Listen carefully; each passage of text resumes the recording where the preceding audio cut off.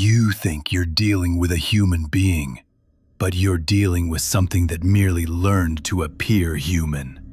Imagine this. Someone you trust exhibits kindness on the surface, but deep down, you feel an inexplicable void, a lack of something crucial. It's not just in your head. Today, we're breaking down the 7 signs of soullessness as taught by ancient mystic traditions. By the end of this video, you'll have the tools to recognize the truth behind the mask. Have you ever locked eyes with someone and felt an unsettling hollowness, as if you were staring into a body without a presence behind it? It's easy to dismiss this as a momentary impression, a trick of your own thoughts. But what if it points to something deeper, something spiritual? Some ancient teachings suggest this feeling might not be an illusion. It could be your soul recognizing the absence of one in another. This idea may sound radical, but it isn't new. Helena Blavatsky, the esoteric thinker and founder of the Theosophical Society in the 19th century, proposed that not all humans possess souls. In her writings, particularly in works like Astare's The Secret Doctrine, she described humanity as spiritually stratified. According to Blavatsky, true evolution isn't just biological, it's cosmic. While some individuals carry what she called the inner flame, a divine essence striving for higher awareness, others exist as simulacra, beings who look and function like humans but lack a soul and the potential to develop one. The implications of this theory are as fascinating as they are disturbing. If true, it suggests we share the world with beings who may be driven solely by base instincts or mechanistic patterns of thought. They're present in society, indistinguishable externally, yet fundamentally different on a spiritual level. Blavatsky called these soulless beings empty shells, or human simulacra, operating not from a spark of higher consciousness, but from animal desires and social conditioning. The very suggestion that some people lack the spiritual core others take for granted rattled the pillars of both religion and science during her time, and understandably so. What greater challenge could there be to the belief in universal humanity? Blavatsky herself faced enormous resistance, with critics accusing her of fraud, blasphemy, and even madness. Her manuscripts were condemned by clergy, banned in several regions, and scrutinized by scientists who considered her theories incompatible with their materialist frameworks. This backlash wasn't just about her ideas being controversial. It was about them being dangerous to established systems of control. Imagine the disruption that comes from suggesting not all people are on an equal spiritual footing. It's no wonder her teachings were actively suppressed. In Blavatsky's writings, one of the core principles she outlined is the law of cosmic crystallization. This law posits that every being has a window of opportunity spanning lifetimes to awaken a soul. For some, this process unfolds gradually through experiences, challenges, and moments of profound learning. For others, however, time runs out. If certain thresholds of spiritual growth are not met, their opportunities for development cease, locking them in a state where they are incapable of generating or housing higher consciousness. These are the simulacra. They exist as if sealed in spiritual stasis, unable to progress or partake in the higher aspects of life that nourish the soul. Blavatsky estimated that as much as 35% of humanity might fall into this category. Think about that for a moment. Over a third of the people you encounter could, according to her theory, lack a spiritual essence entirely. If correct, this raises an urgent question. How do we tell the difference? Recognizing these individuals isn't just about curiosity. To Blavatsky, identifying such beings is essential for protecting your own spiritual path. Interacting with them unwisely, she warned, could hinder your growth or even divert you from your destined purpose. The idea of identifying these soulless simulacra might feel unsettling, yet it's essential for self-awareness and spiritual protection. But where do you start? How can you sense what can't be seen? In the next section, we'll explore 7 signs of soullessness, practical markers that might help you uncover this hidden truth in your own life. Have you ever been around someone and felt an inexplicable weight in the air, as though their very presence drained the room of energy? These moments aren't always a matter of personality compatibility. Some ancient teachings argue that these sensations could reveal a deeper truth, the absence of a soul. Recognizing the signs of soullessness requires a careful look at behaviors and patterns that go beyond the surface. The first distinguishing trait is an emotional void. These individuals often exhibit an uncanny lack of genuine empathy. Imagine someone responding coldly to a friend's devastating loss or appearing unmoved at a joyful celebration. They might mirror the emotions they think are expected of them, with smiles in happy moments or faint displays of concern during tragedies. But these performances feel constructed. It's as if they're mimicking feelings they don't truly experience. Even when others share their fears, joys, or pain, these empty shells redirect the dialogue back to themselves or offer hollow, dismissive advice. This absence of emotional depth creates the impression of interacting with someone who has no real presence behind their words.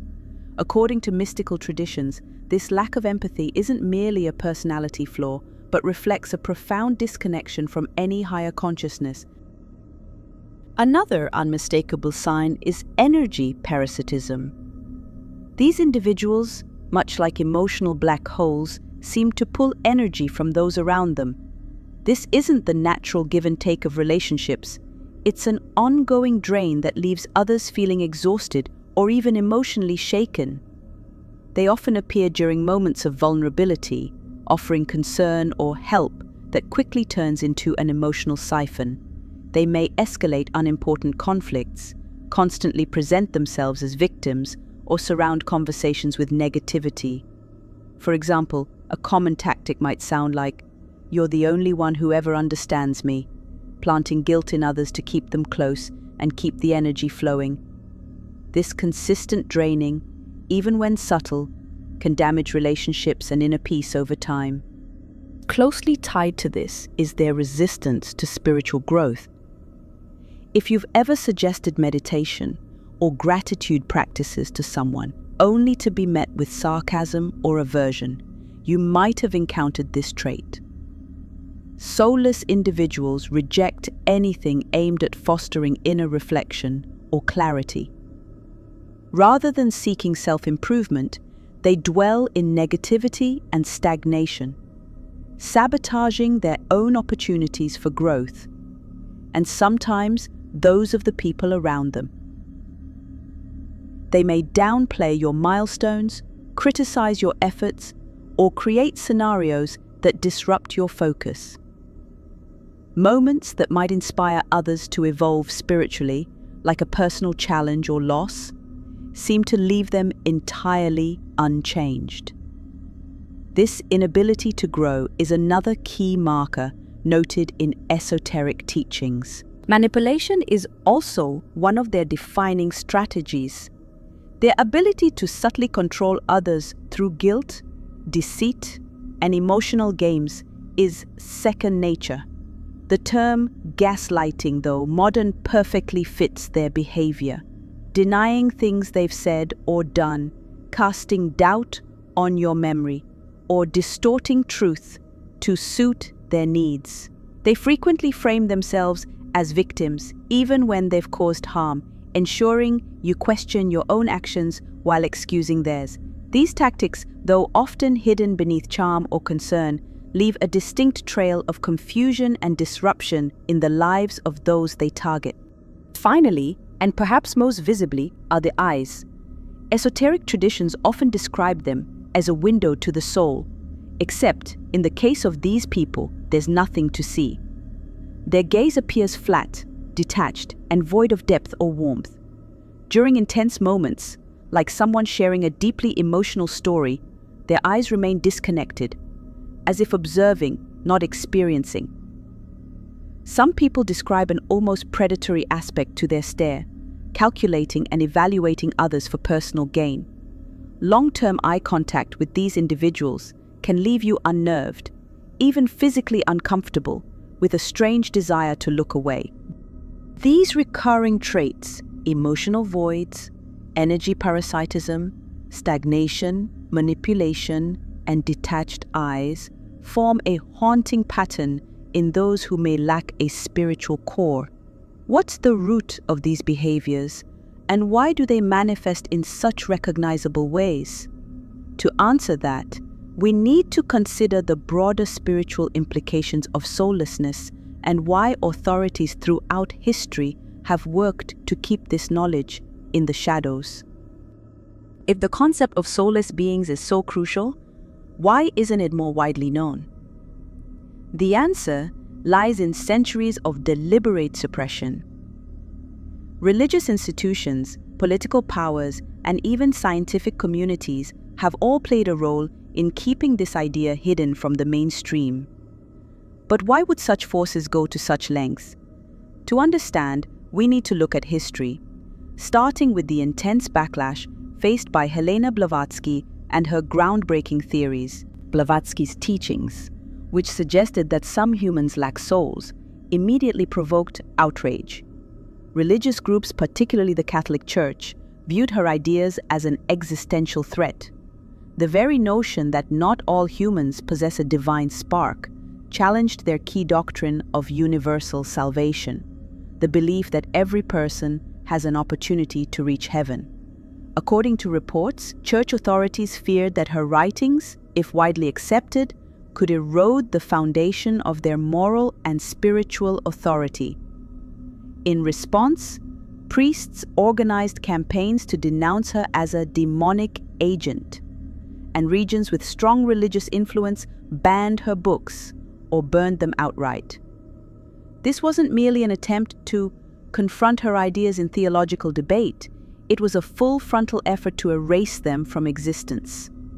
However, religion wasn't the only force at play. The scientific establishment also opposed Blavatsky, but for different reasons. Her theories of spiritual evolution clashed sharply with the materialist worldview, gaining prominence in the late 19th century. To scientists of the time, claims about cosmic laws or non-physical realities were worse than pseudoscience. They were outright heresy against empirical reason. Anthropologists flatly rejected her idea that humanity consists of spiritual hierarchies, dismissing it as a dangerous distraction from their theories of evolution. Meanwhile, the media launched attacks on her character, with headlines accusing her of fraud after a former employee leveled damaging claims against her. This highly public criticism distracted from her actual work, which allowed her ideas to be buried under accusations rather than debated on their merits. Blavatsky wasn't the only one to face suppression. Gnosticism, an ancient spiritual movement, also taught that not all humans possess a divine connection. Gnostic texts, a large portion of which were destroyed or hidden by early Christian authorities, spoke of hylic beings, individuals entirely bound to material desires and incapable of higher spiritual awareness. Like Blavatsky's simulacra, these beings were thought to lack the potential for growth toward the divine. Hermeticism, too, suggested that some people were fundamentally disconnected from the cosmic order. But Gnostic and Hermetic traditions were labeled heretical, their teachings erased from official records or banished to underground circles of thought. These systems directly opposed core religious ideas, such as the inherent equality of all humans in the eyes of God. By questioning universal salvation and asserting that some lacked spiritual potential, they risked toppling the ethical and social frameworks maintained by religious and political authorities. One of the most controversial aspects of these suppressed teachings is the societal impact they could have. Imagine a world where the majority accepts the idea that some individuals lack souls. Confidence in basic morality, justice, and equality could collapse. The ethical frameworks underpinning laws and social norms would need to be reconsidered, as the assumption that all people are capable of empathy, growth, and redemption would no longer hold. Such a shift could lead to instability with far-reaching consequences for how we perceive and treat one another. To Blavatsky, the stakes couldn't have been higher. She believed humanity was on the verge of what she called another evolutionary window, a critical period where the gap between those with spiritual potential and those without would become clearer. Failing to recognize this distinction, she warned, might rob individuals of their chance to nurture their own higher consciousness. But this knowledge was never about creating division. It was about empowering those on a spiritual path to protect themselves and grow. Now, with these teachings resurfacing, we face a deeply personal question. How do we respond?